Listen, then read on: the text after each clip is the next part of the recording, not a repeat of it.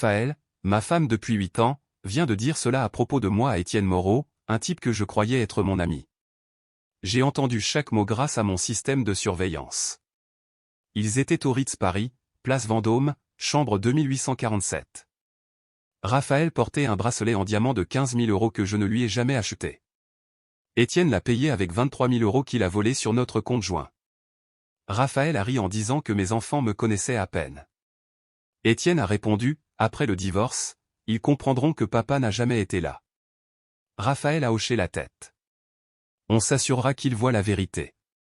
8 ans de mariage. 12 ans dans les services de renseignement de l'armée française. 15 ans à bâtir mon entreprise jusqu'à 2,3 millions d'euros de chiffre d'affaires annuel.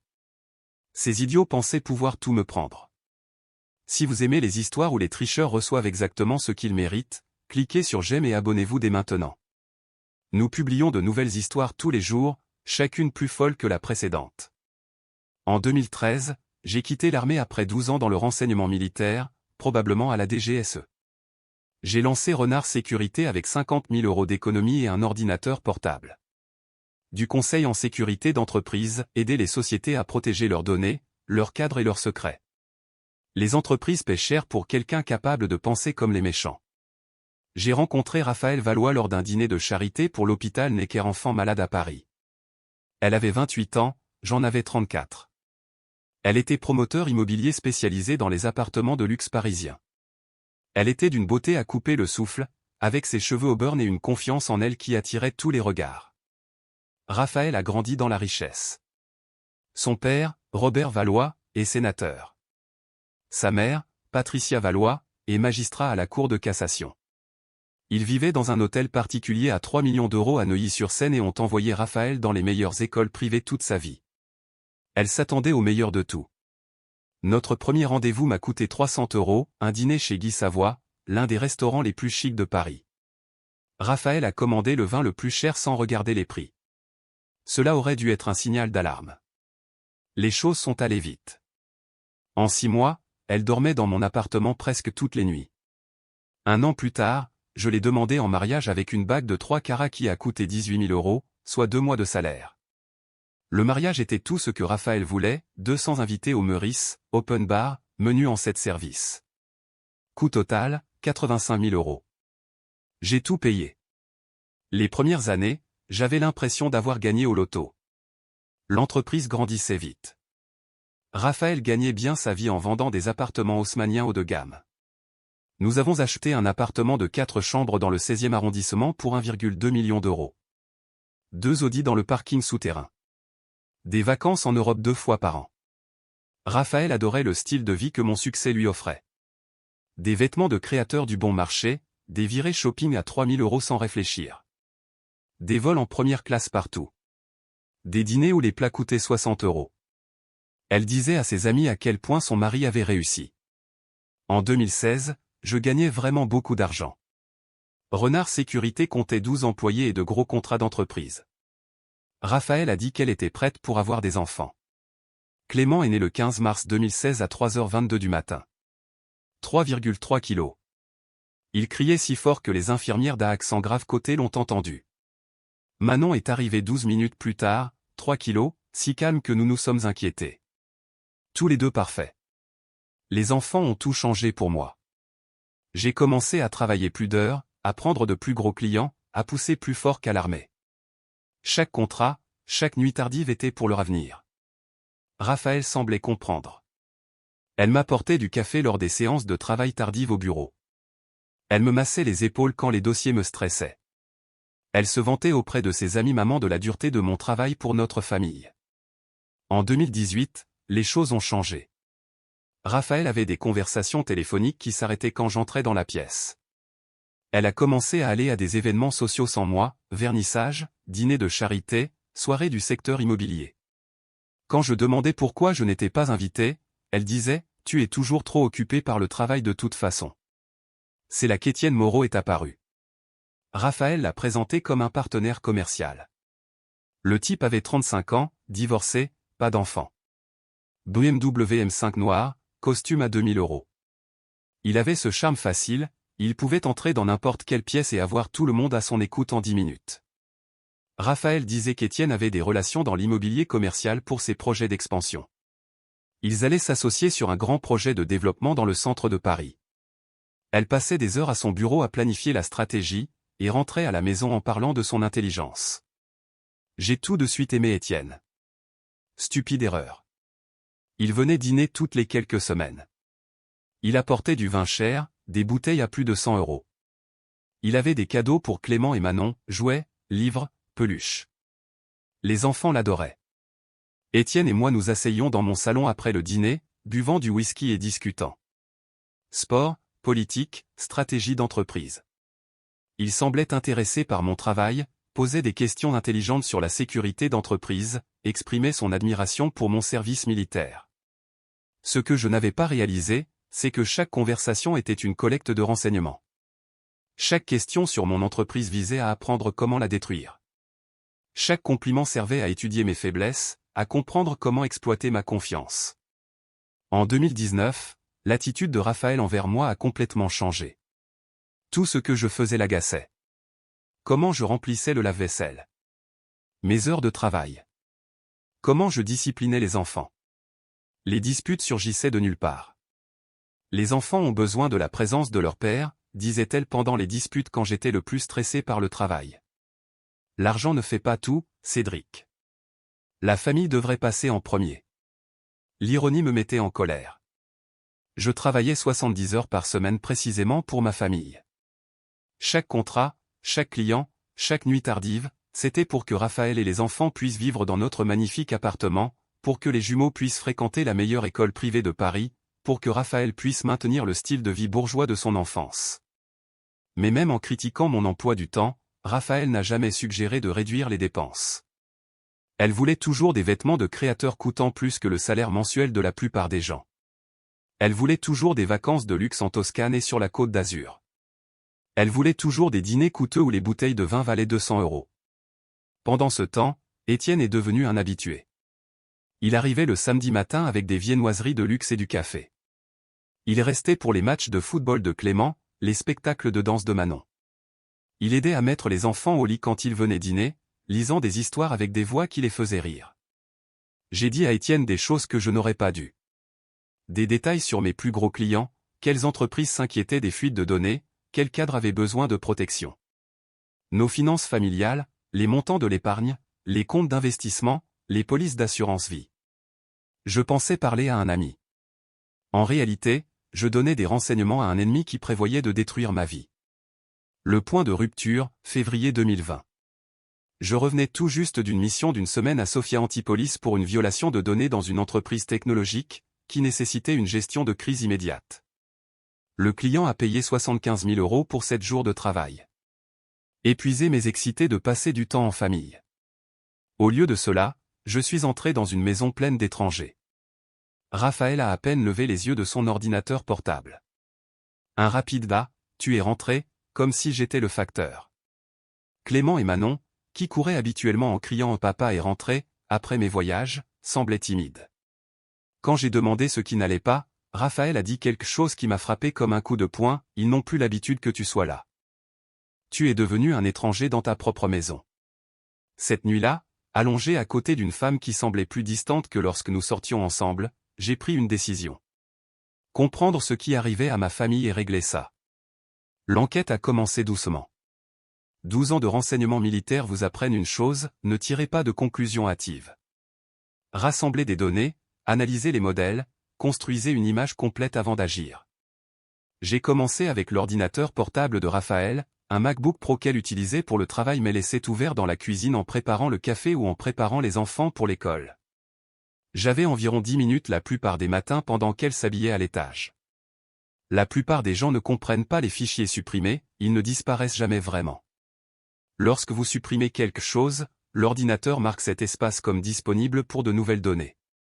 Tant que quelque chose ne l'écrase pas, tout reste exactement là où c'était. Raphaël avait effacé l'historique du navigateur et vidé la corbeille, mais ne connaissait pas les fichiers fantômes et la récupération du cache. Il m'a fallu exactement 3h17 pour reconstruire toute son empreinte numérique des 8 derniers mois. Ce que j'ai trouvé m'a rendu malade. Les trucs romantiques ont commencé en juin 2019. Des SMS entre Raphaël et Étienne commençant comme des discussions d'affaires, devenant rapidement personnelles.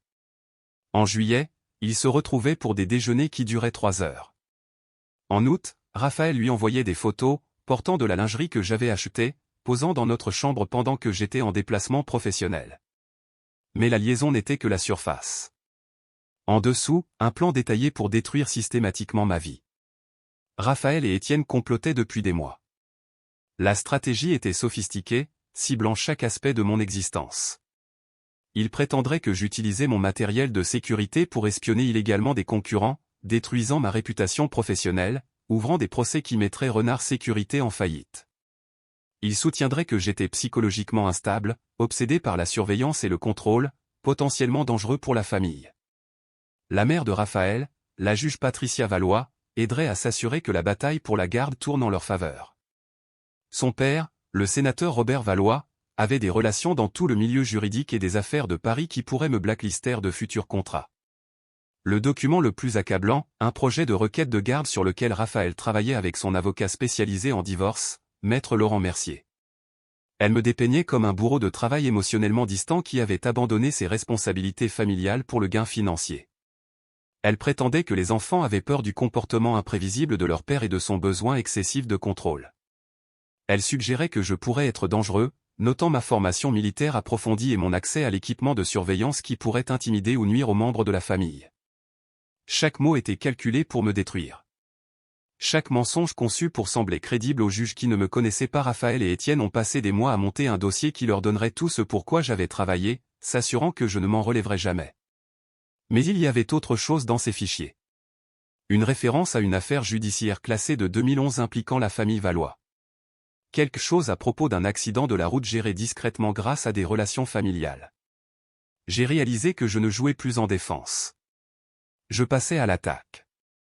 La phase suivante nécessitait des compétences de renseignement militaire que j'espérais ne jamais utiliser contre des gens que j'aimais. J'ai commencé une surveillance systématique de Raphaël et Étienne, documentant leurs mouvements, leurs communications, leurs activités financières. Installer du matériel de surveillance dans ma propre maison semblait surréaliste mais nécessaire. J'ai utilisé le matériel de l'entreprise, de minuscules caméras cachées dans les détecteurs de fumée et les cadres photos, des dispositifs audio plus petits que des pièces de monnaie dans le sac à main et la voiture de Raphaël. Un traceur GPS sur ce bracelet en diamant à 15 000 € qu'Étienne lui avait offert. 2 semaines plus tard, j'avais tout ce qu'il fallait. Vidéo haute définition de Raphaël et Étienne dans des chambres d'hôtel au Ritz, au Four Seasons George V, au Peninsula.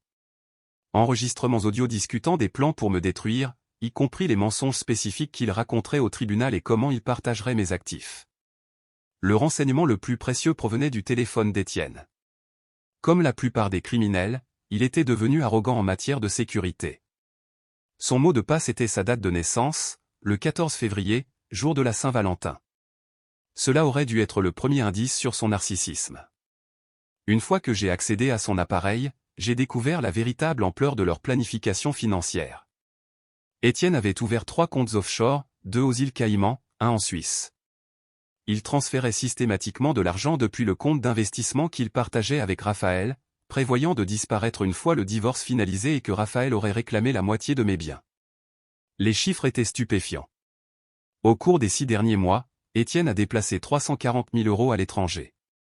De l'argent de nos investissements communs, les bénéfices de l'entreprise de Raphaël, et même un prêt qu'il avait contracté en utilisant notre maison comme garantie sans me le dire. Il avait également réservé un billet aller simple en première classe pour Monaco pour le 15 mars, exactement 2 semaines après que Raphaël avait prévu de déposer les papiers du divorce. Le plan était évident, laisser Raphaël me détruire au tribunal, prendre la moitié de mon argent, puis disparaître avec le pactole volé pendant qu'elle resterait derrière à jouer l'ex-femme blessée. Ce n'était pas juste une trahison. C'était un vol organisé à grande échelle. L'enquête sur les secrets enfouis de la famille Valois a pris 3 semaines mais s'est avéré être le renseignement le plus précieux que j'ai jamais recueilli. L'affaire classée de 2011 impliquait le frère cadet de Raphaël, Thibaut Valois, qui a tué toute une famille alors qu'il conduisait en état d'ivresse. Les victimes étaient Maria Rodriguez, 34 ans, infirmière, son mari Carlos Rodriguez, 36 ans, ouvrier du bâtiment, et leur fille Isabella, 8 ans, et Sofia, 5 ans. Ils rentraient chez eux après la fête d'anniversaire de Sofia dans un parc de jeux, lorsque Thibaut Valois, ivre et conduisant la Mercedes de son père à 110 km/h dans une zone limitée à 50, a brûlé un feu rouge et a percuté le Honda Civic. Les 4 membres de la famille Rodriguez sont morts sur le coup. Thibaut Valois s'en est sorti avec une côte froissée. La juge Patricia Valois s'est assurée que son fils ne subisse jamais de réelles conséquences. Preuves supprimées. Témoins intimidés pour changer leurs histoires. Le procureur convaincu d'accepter un accord envoyant Thibaut dans une cure de désintoxication privée pendant 6 mois au lieu de la prison pour homicide involontaire. Le sénateur Robert Valois a fait des contributions stratégiques de campagne totalisant 150 000 € pour la réélection de certains officiels, assurant la liberté de son fils. Pendant 12 ans, la famille élargie des Rodriguez a essayé d'obtenir justice. Chaque avocat consulté leur disait que l'affaire était sans espoir car les preuves étaient scellées et la famille Valois avait trop d'influence politique. J'ai passé 3 semaines à vérifier chaque détail, à recouper les documents judiciaires avec les dossiers financiers, à traquer les témoins payés pour se taire. J'ai assemblé une preuve irréfutable que la famille Valois avait corrompu le système judiciaire pour protéger un tueur. J'avais maintenant un levier pour tous les détruire. D'abord, laisser Raphaël et Étienne faire leur premier pas. Je voulais voir exactement jusqu'où ils iraient. L'appel est arrivé un mardi matin, début mars. Maître Laurent Mercier, l'avocat de Raphaël, la voix dégoulinante d'arrogance. Monsieur Renard, il serait dans l'intérêt de tous que nous nous rencontrions pour discuter de la requête de votre femme. Certaines questions sont mieux résolues en privé plutôt que par un litige public désordonné. Bureau de Mercier, avenue Montaigne, vue sur la tour Eiffel. Meubles en acajou, livre de droit relié en cuir, mur couvert de prises agressifs en droit de la famille. Le type gagnait clairement bien sa vie en détruisant des maris. Assis derrière un bureau massif comme un roi sur son trône, il a fait glisser un épais dossier sur la surface polie. Ce sont les conditions de Madame Renard. Signez ces documents, évitez une bataille judiciaire que vous êtes garanti de perdre. J'ai ouvert le dossier, lu les exigences. Raphaël voulait la garde complète de Clément et Manon, avec un droit de visite surveillé pour moi un week-end par mois. Notre appartement, les 2 Audi, 60% des actifs de Renard Sécurité, soit environ 1,4 million d'euros. Une pension alimentaire de 8 000 € par mois pour les 15 prochaines années. Mercier s'est penché en arrière dans son fauteuil en cuir, appréciant clairement ce qu'il supposait être mon choc. Madame Renard a des preuves substantielles de votre comportement inapproprié. Obsession pour le matériel de surveillance. Absence émotionnelle de la vie des enfants. Technique d'interrogatoire militaire dans les affaires suggérant une possible instabilité psychologique. Il a fait une pause pour les faits. La juge Patricia Valois a déjà examiné les preuves préliminaires, indiqué qu'elle verrait très favorablement la requête de Madame Renard. La juge Valois. La mère de Raphaël. Membre hautement respecté de la magistrature fédérale avec une réputation d'équité et d'intégrité impeccable. Elle se récusera des procédures officielles, mais son évaluation préliminaire a un poids significatif auprès de ses collègues du circuit. J'ai fermé le dossier, fixé Mercier un long moment. J'ai plongé la main dans ma mallette, sorti une enveloppe Kraft, et l'ai placée soigneusement sur son bureau. Donnez ça à votre cliente. Dites-lui de lire très attentivement avant de décider à quel point elle veut être agressive. Mercier a froncé les sourcils, pas habitué à être écarté facilement. Qu'est-ce que c'est exactement? Livrez-le simplement, Laurent. Vous voudrez peut-être commencer à chercher un nouveau client. L'enveloppe contenait tout. Photos haute résolution de Raphaël et Étienne dans les chambres d'hôtel. Copies imprimées des SMS planifiant ma destruction. Relevés bancaires montrant l'argent qu'ils avaient volé sur les comptes. Dossier financier prouvant le vol offshore d'Étienne. Plus important encore, le dossier d'enquête complet sur l'affaire Rodriguez, y compris de nouvelles preuves qui pourraient enfin traduire Thibaut Valois en justice et détruire l'image publique soigneusement construite de la famille Valois. Le premier appel téléphonique est arrivé 6 heures plus tard. Raphaël, la voix tremblante de rage et de terreur. Cédric, il faut qu'on parle. Tout de suite. Non, Raphaël. Tout ce que j'ai à dire est dans cette enveloppe. Tu ne comprends pas ce que tu fais. Ma famille a des relations dans toute cette ville. Ils peuvent te détruire d'une manière que tu ne peux pas imaginer. Ta famille a des secrets, Raphaël. Sombres, laids, des secrets qu'ils ont passé 12 ans à cacher. Maintenant, je les ai tous. Tu bluffes. Ah bon? Demande à ta mère à propos de Maria Rodriguez. Carlos. Isabella, 8 ans, et Sophia, 5 ans. Demande-lui combien ça a coûté à ton père pour empêcher Thibaut d'aller en prison pour avoir assassiné une famille entière. La ligne est restée silencieuse près de 30 secondes. Qu'est-ce que tu veux, a-t-elle chuchoté. La justice. Tu retires ta demande de divorce immédiatement, tu signes un accord me donnant la garde complète de Clément et Manon. Étienne rend chaque centime volé, disparaît de nos vies définitivement. Ta mère démissionne de son poste de juge avant que je n'apporte ça à la police et aux médias.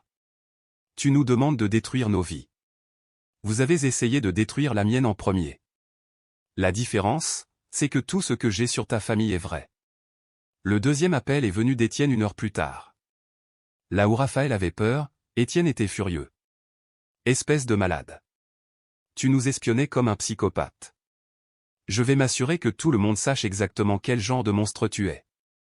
Vas-y, assure-toi de leur parler des 340 000 € que tu as volés.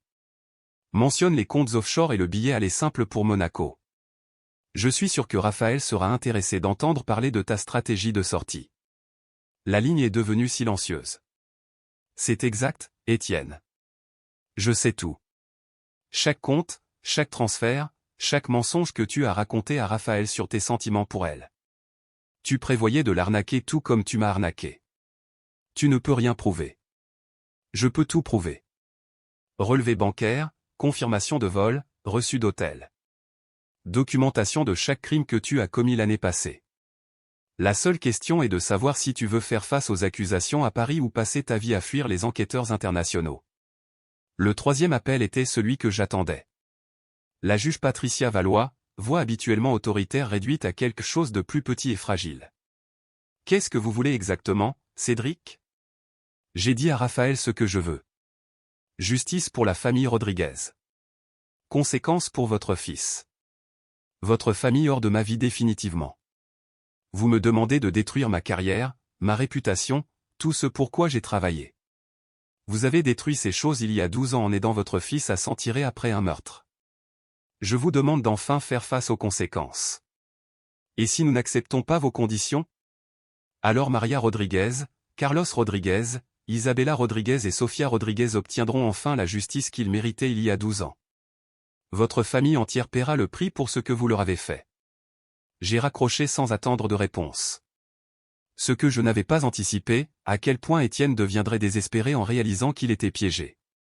Le lendemain matin, j'ai découvert qu'il avait fait un mouvement que je n'avais pas prévu. Raphaël a appelé à 6h47, sanglotant de manière incontrôlable. Cédric, Étienne est parti. Il a vidé tous les comptes partagés et a disparu. Il a tout pris, tout l'argent pour la nouvelle entreprise, tout. Il m'a laissé sans rien. J'ai vérifié les données de surveillance. La voiture d'Étienne avait disparu du parking de son immeuble. Téléphone éteint.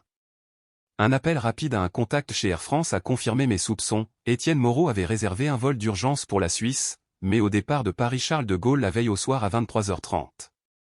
Le salaud a paniqué et s'est enfui, laissant Raphaël porter le chapeau pour tout ce qu'ils avaient planifié ensemble. S'il te plaît, Cédric, suppliait Raphaël à travers ses larmes. J'ai fait de terribles erreurs, mais on peut arranger ça. Revenir à ce que c'était avant.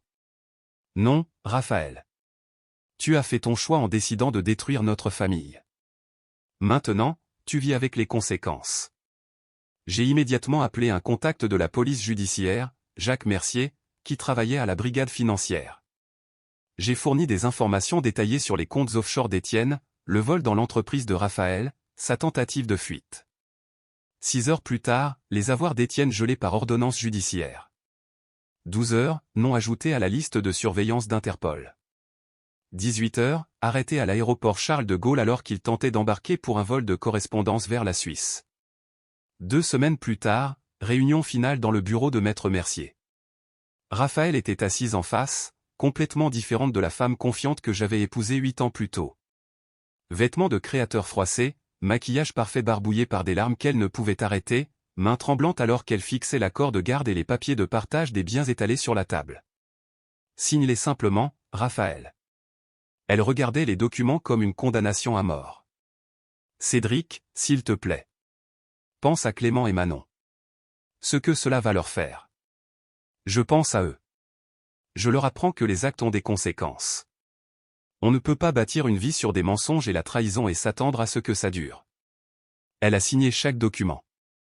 Accord de garde me donnant l'autorité parentale exclusive.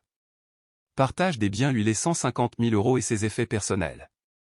Des excuses écrites formelles pour avoir mal compris le dévouement de son mari envers la famille.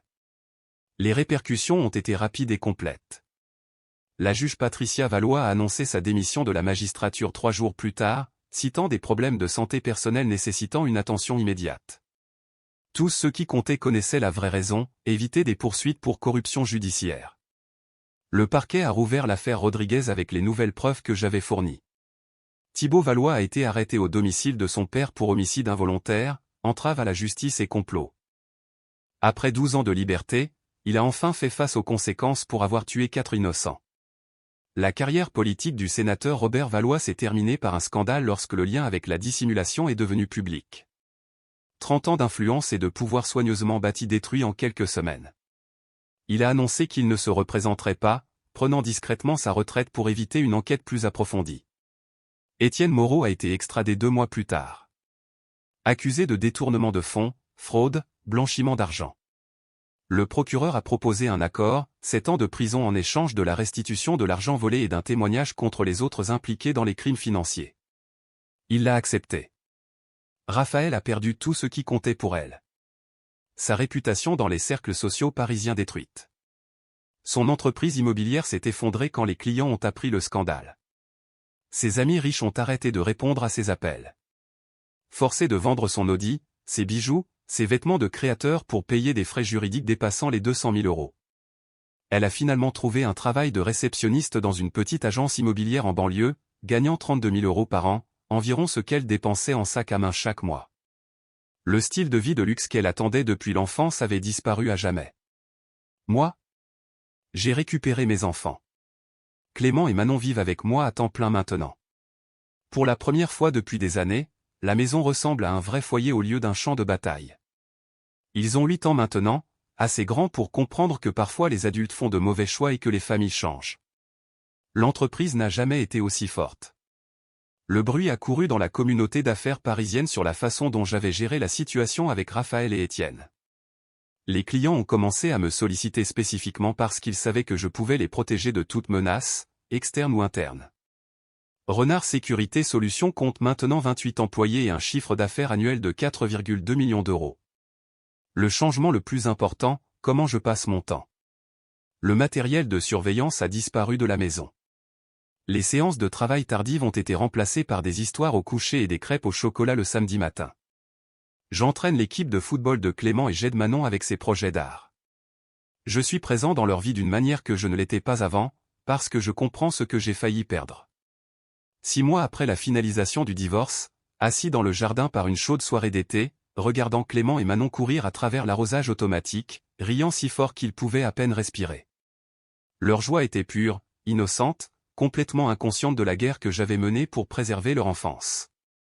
J'ai réalisé que Raphaël avait eu raison sur une chose, j'avais choisi le travail plutôt que la famille pendant trop d'années. Plus maintenant. Chaque décision que je prends commence par une simple question, qu'est-ce qui est le mieux pour Clément et Manon? Les gens me demandent parfois si je regrette la façon dont tout s'est terminé, si j'aurais aimé pouvoir sauver mon mariage au lieu de le détruire. La réponse est simple, on ne peut pas sauver quelque chose bâti sur des mensonges dès le début. Raphaël et Étienne pensaient pouvoir me manipuler parce qu'ils ne voyaient que ce qu'ils voulaient, un bourreau de travail trop concentré sur les affaires pour remarquer leur trahison. Ils avaient tort sur ce point, tort sur tout le reste. Leur erreur leur a coûté tout ce qu'ils pensaient vouloir. Ma patience et ma préparation m'ont rendu tout ce qui comptait vraiment. Je n'ai pas gagné par vengeance ou colère. J'ai gagné grâce à une enquête minutieuse, une pensée stratégique, comprenant que la vérité est toujours plus puissante que les mensonges. Raphaël et Étienne se sont détruits eux-mêmes par cupidité et stupidité. Je me suis juste assuré qu'ils ne pourraient pas emmener mes enfants dans leur chute. C'est la différence entre la justice et la vengeance. La vengeance, c'est faire payer quelqu'un pour vous avoir blessé. La justice, c'est protéger ce qui compte le plus, s'assurer que les gens affrontent les conséquences appropriées de leurs actes. Les enfants rient et jouent dans le jardin. L'entreprise protège les bonnes personnes des mauvaises. Raphaël répond au téléphone à un bureau en banlieue, apprenant enfin à quoi ressemblent les vraies conséquences. Étienne compte les jours dans une cellule de prison. Parfois, les gentils gagnent. Parfois, la patience et la préparation battent l'arrogance et la cupidité. Parfois, la vérité suffit vraiment. Si vous avez aimé cette histoire, cliquez sur j'aime et laissez un commentaire. Si vous n'êtes pas encore abonné, faites-le maintenant et activez la cloche de notification pour être alerté des nouvelles histoires comme celle-ci. Merci d'avoir regardé, à la prochaine.